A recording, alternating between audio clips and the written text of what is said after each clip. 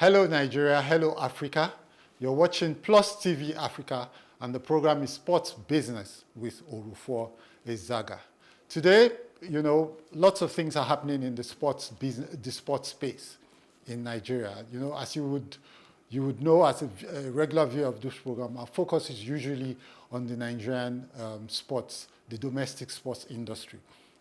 So the Nigerian Professional Football League, or the Nigerian Premier Football League as it's now called, is about to resume for its second season. And but we're going to keep a hold on that for this episode so that we can talk about other sports. We're going to be talking about something completely different today. And we're starting from the international scene and we're going to be asking questions from, what's going on the international scene and how, our domestic industry is affected by that. And I'm talking about a different sport. I'm talking about tennis. And we're going to be talking a bit about the Australian Open that's currently being played down under. Now, if you look at the players at the Australian Open, they're the world's best players competing there. And there's not a single Nigerian, which is not a surprise because no Nigerian has been able to compete at the very top of the global game for a long, long time. Why is that the case? What are we doing right or what are we doing wrong that is making it impossible for our players, it seems, to be able to compete on the global stage? If you would recall, for those who are old enough, Nigeria used to have a number of players who played at the top level of the global sport back in the 1980s, led by the legendary Aluko Dizo, who got to the fourth round of Wimbledon in 1983, and he also got to the third round of both the US Open and the Australia Open.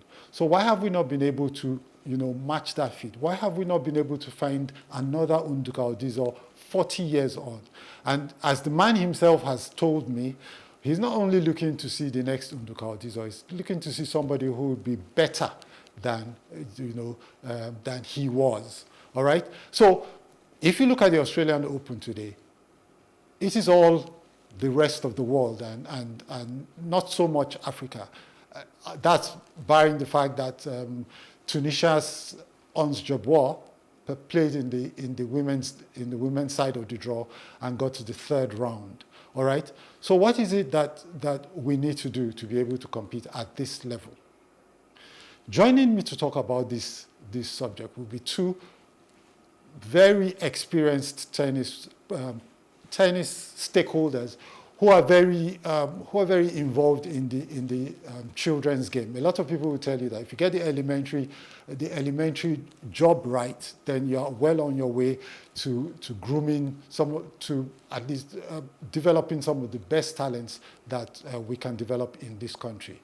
First is Mr. Michael Adesola Aderogba. He'll be joining us from the United Kingdom, where he is a professional tennis coach. All right. He also does some work in Nigeria through his Apex Academy, where he coaches young players, and he's in partnership with several schools in Nigeria. They're doing great work to try and grow the game of tennis in Nigeria. Also joining us would be Mr. Segun Aluko, who is the president of the Nigerian Tennis Players Parents Association. They are a body that is trying to do as much as they can to make sure that our Nigerian tennis players get the best representations from very early on in their careers. All right. So, as is the nature of this program, I'm going to go on a very short break to give you time to get set for what you're going to hear in the next 40-45 minutes. So grab some water, invite a friend or two, because what you're going to hear could change the way you look at the sports industry and tennis, and it could open up an opportunity or two for you or your organization. When we return, the business begins.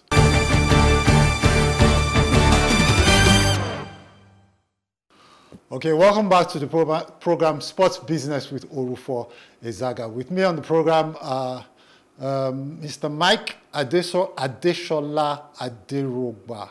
He's joining us from the UK, and both of them are joining us via Zoom. How are you, Mike? I'm very well, thank you. Delighted to be with you this afternoon.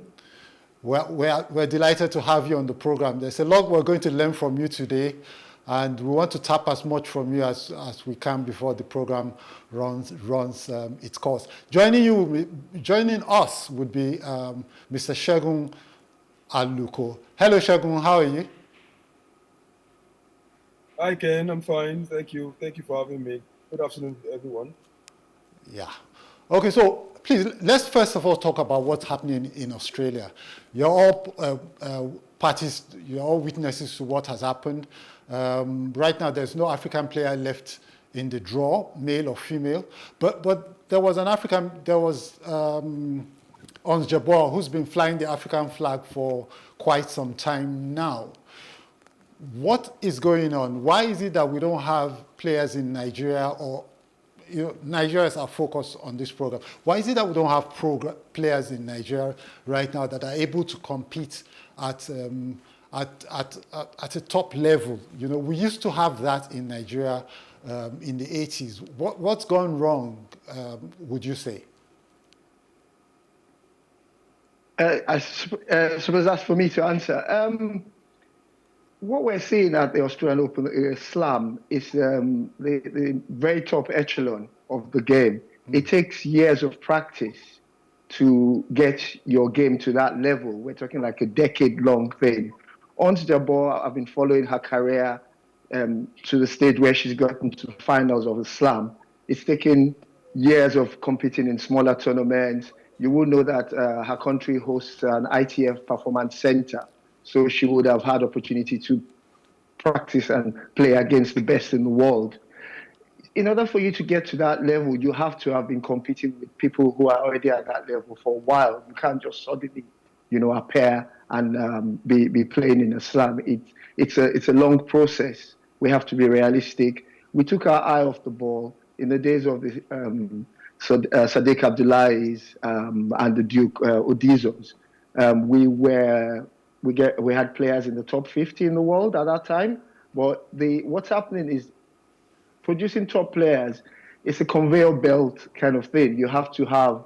I know we're still going to discuss about that later. You have to have the grassroots, the schools programs, which allow young players to practice every week with good quality coaching, access to equipment and all that for a few years. And then at the moment, we're dominating in West Africa, Central Africa, but that's just the beginning. I'm also an advocate for allowing these young people to travel at a young age, obviously chaperoned or with their parents, so they can see what it is like to be in the environment. Because otherwise, if you just suddenly spring people up there, it will take them time to acclimatize, to know what's even going on. So it's a planned, structured approach that takes you to where you're talking about. It's not a sudden thing. If I could pause there. Yeah. And can we hear your thoughts on this, Segun? Okay, yeah, thank you. Like you said, it's a long journey. It's not an overnight success kind of a thing. For West Africa, yes, like you said, West and Central Africa were doing great. But the slam thing, let's not even go to the slam. Let's even talk about the basic ATP 500, 250. We're not there yet. It's a long process. And we actually have the talent in Nigeria. We sure have the talent. We just don't have a system that encourages players to go really far. Personally, I'm involved with junior tennis in Nigeria, and I see a lot. I see a lot of lapses. I see a lot of frustration. I see a lot.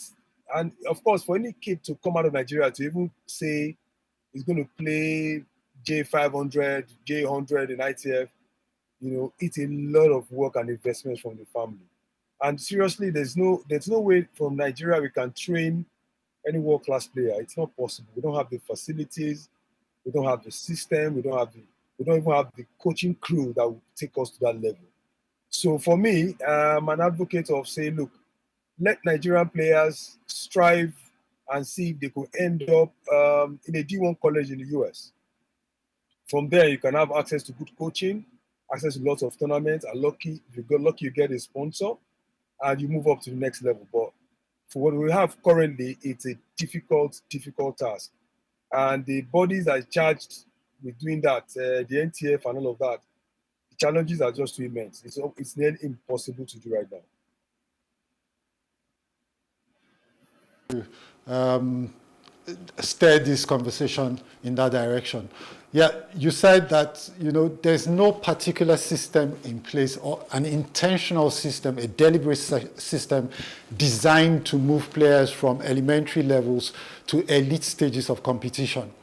The question then is, who should shoulder this responsibility? I know that people would say, yes, it's the federation's responsibility. If you go to the federation, they tell you, yeah, we have a plan, but you see, there are too many parts of the ecosystem that are not hanging together. I see personally that, people are operating in different spaces in the ecosystem, and they're all doing so on an individual basis. For instance, I'm speaking with you now, you're the head of the Nigerian, and this is Segun now, you're the head of the Nigerian Tennis Players Parents Association. And then there is Mike, who also does work with elementary talents, right? I don't know if your paths have crossed. I doubt they have until now.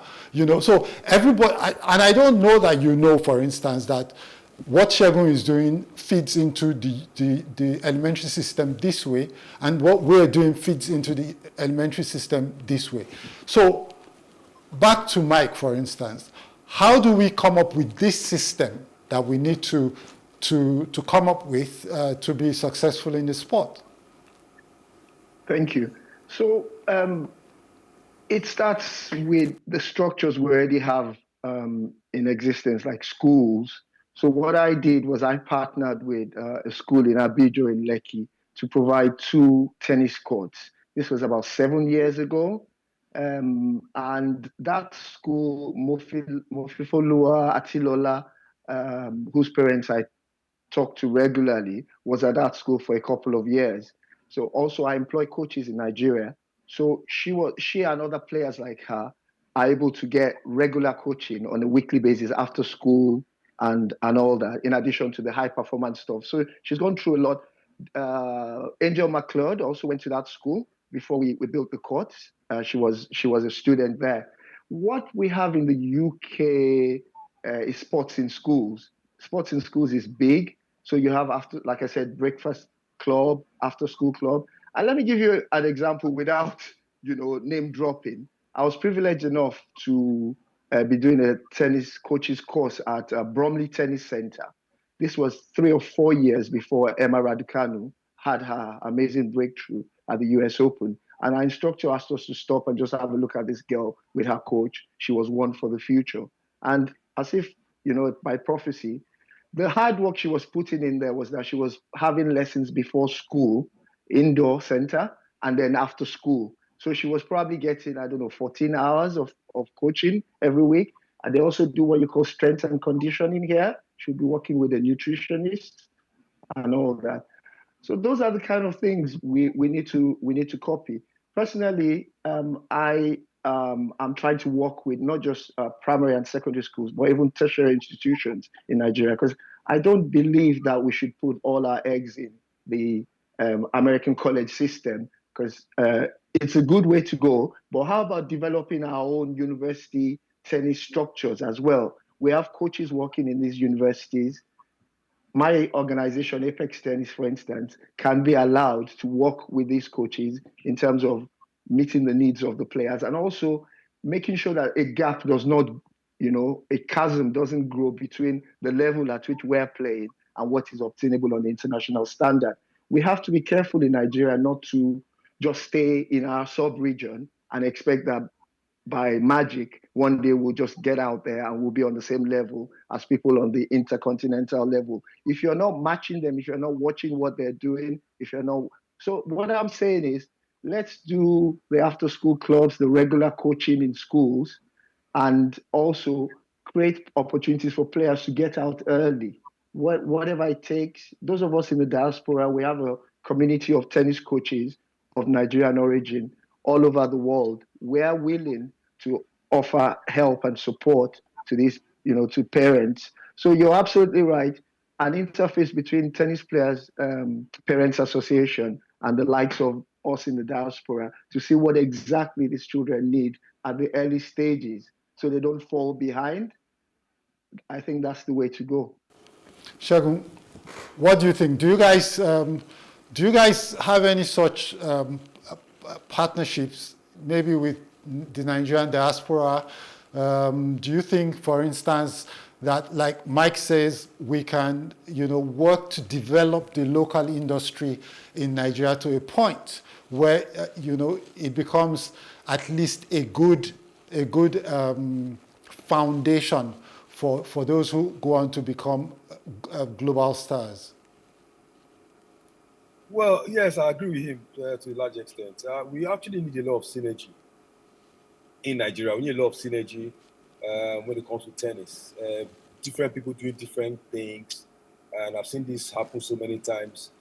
Interestingly, I also own a school where we have tennis courts, and I have 2 kids on tennis scholarship in my school. The school, they also go out to play tennis tournaments. But all of these things are just a drop in the ocean, if you know what I mean. There's so many things that you need to do to get tennis to that level. But we need to come together. When we started Tennis Players Parent Association, our line of thought basically was to focus on kids that are 16 and below, boys and girls 12, 14, and 16 years category. The idea was to bring some synergy. We're not there to compete with anybody, NTF, other past organizers. No, the idea was basically to try to complement other efforts that people have been making. But sometime last year, we also discovered that there's another group of players that have been abandoned. And we discovered that guys who have crossed age 16, between age 17 and 19, that have been largely ignored by the system. They don't fit to the junior tournaments. They're unable to survive the senior tournaments in Nigeria. So they're just left hanging in between. They go to a tournament, they lose first round, they don't have money to go anywhere, they don't get coaching, they're basically abandoned. So sometimes they feel used and they get really rebellious. Some of them at some point have to start cutting their ages to say, okay, he knows he's 19, but he has to cut his age to 16. Otherwise, he won't see tournaments to play. So we just incorporated that group and we call them the youth category within our system, and we're also doing stuff for them. Seriously, it is a lot that needs to be done. And we really, I agree with Mike that we need to have a homegrown system. Seriously, I'm an advocate of a homegrown system. And if we could put together a high performance center, a partnership with guys in the diaspora. Look, we don't need to build too many structures. Just key into any of the clubs, Lagos Country Club, Ikoyi Club, Lagos Lawn, and they give you like 3 to 4 tennis courts between the hours of 10 a.m. and 3 p.m. Those are off-peak periods for all of these clubs. You could build a mini high-performance tennis center there where you could have players, 15, 20 players that come and get daily tennis coaching. And you could do 3 hours every day. The problem is that most of these players don't even get a direction. They train, but they train and miss. They don't even know how to train. The few coaches that we had in the last few years that would have banked on to say, okay, let them help our players get better. A lot of them have relocated. They've jackpot, So the ones that are here, they're not very bad, but we had better ones that would have left the country. So it's a lot of challenge for tennis. But really, homegrown solution is it for me. I agree totally. And we can actually begin to produce players that can compete in the ATP 250 and the likes, get to like top 300, top 400, top 200 in the world. It is doable. Seriously, it's very doable. But that sense of commitment, then the almighty NTF that should be coordinating too, they have a lot of role to play. The NTF should be, for me, they should be less of politics and more of value to the system. There's a lot they need to do. Then I also think they need to unbundle the NTF for me, or they have like 3 vice presidents of the NTF. The vice president for senior, vice president intermediate, vice president for juniors. So you can have or something also maybe or director for this category. So each of them can have a task to take the tennis in his group, within his own sphere of influence to the next level. There's a lot that needs to be done. But the challenge with Nigeria is that I was in the UK in the summer. I have a son that plays. My son is 14. After clocking 14, I felt, okay, let me take him to the UK and let him play with other kids his age to even see how well he's doing back home. You know, I did that in the summer myself, and to share a lot of learning. And like, okay, so far I got there. Okay, what are the things we're doing well? We're not doing too badly, but what do we do next? What's the next level? Where are we going next? And that was because I was privileged to be able to afford it. What about those that can't get it? It's not an economical route to take. You know, we can do a lot here. We can have a lot, and our weather is perfect. We're in all-round summer in Nigeria. We have a perfect weather to train players. But we need to really come together and make things work. Okay. See, you guys have talked about the school system for a start. I mean, getting the start right is very, very crucial. But here's the challenge that I see from personal experience in Nigeria, and I want you guys to throw some light on this. Culturally, a lot of parents still don't see sports as a preferred career path for their children. All right. So what you often then get is that they send these children to school, and even if they're interested in tennis, these children have the tennis built around their education, maybe as opposed to building their education around their tennis. Like Segun was talking about, you know, freeing the courts up from 10 to 3. At that time, a lot of these children are in school, so they cannot practice. And you're not going to tell a Nigerian parent that the child should come and play tennis and then maybe go to school later in the evening or so. So culturally, that's an issue. And on the other hand, they're the boys who are ball boys at our clubs. You know, they get to play. Some of them don't go to school, not formally. They get to play, but the problem is they start playing when it's too late. They come into the clubs that are ball boys when they're already 10 and over. So they might play good tennis, but they cannot compete in today's world. How do we get around that? You think, Michael? Look, I went to school in Nigeria. I went to St. Catherine's Model School in Surulere. And let me tell you a joke. Both my parents were working 9 to 5, and there will be days, myself and my brother, I think they would get it mixed up. You're meant to pick them up, you're meant to pick them up. Cut a long story short, we'd spend 2 hours in school when everybody has gone home, just playing around and all that. This is where after school club idea comes into it.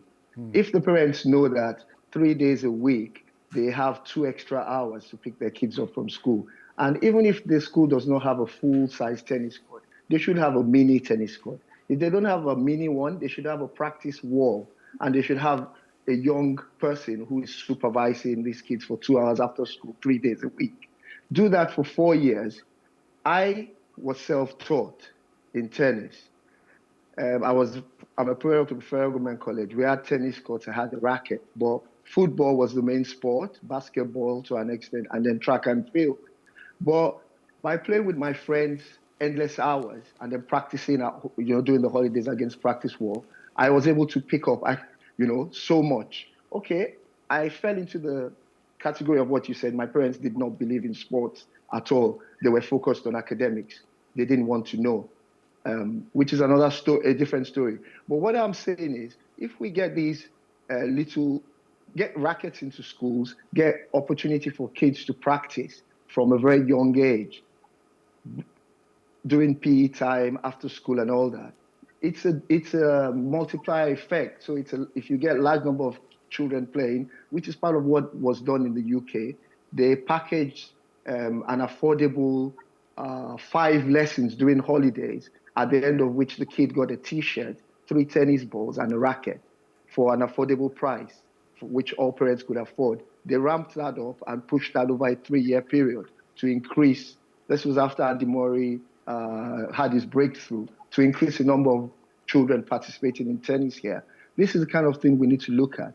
If we have to mop up used rackets all over the world, because one of the problems we have in tennis is it's not like football, where if you just get a football, you can kick it about. And if you get a basketball, you don't necessarily need a basketball court as long as you have a hoop somewhere. We need to make tennis that easily accessible and let these kids go and practice. And also, after school, get a coach into almost all the schools. I'm building a network of schools. I want to have about 10 schools where coaches go on a weekly basis and work with the kids there. And then we can have inter-school competitions. Creating an ecosystem in the universities as well. They have staff schools.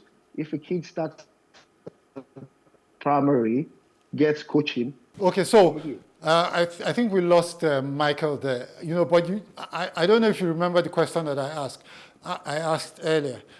How do we get around the culture of parents not seeing tennis or sports as a viable career path for their children, which then affects, how their early preparations that is very critical to elite performance?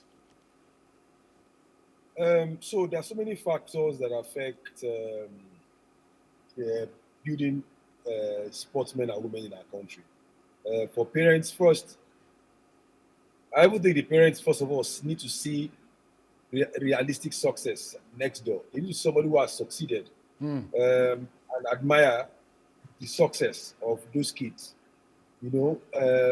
So there are economic issues. Okay, so I think we're having some gremlins in the system. So we're going to take a short break, and when we return, we're going to be focused on the money side of things, the business, the commercial part of things. Because if it's obvious that if we have to grow tennis as an industry in Nigeria, it's going to require funding. Government can provide all of the funding, and philanthropists can provide all of the funding. So there's got to be some sort of commercial blueprint that's needed, or some commercial strategy that's needed to ensure that tennis provides value that translates to the sort of funding that can guarantee that there are regular tournaments, that players are well remunerated so that they can be motivated to do more and more. And so basically that, the sport can survive and thrive. When we return, we will focus on the money. Until then, don't go away. We'll be back in a moment.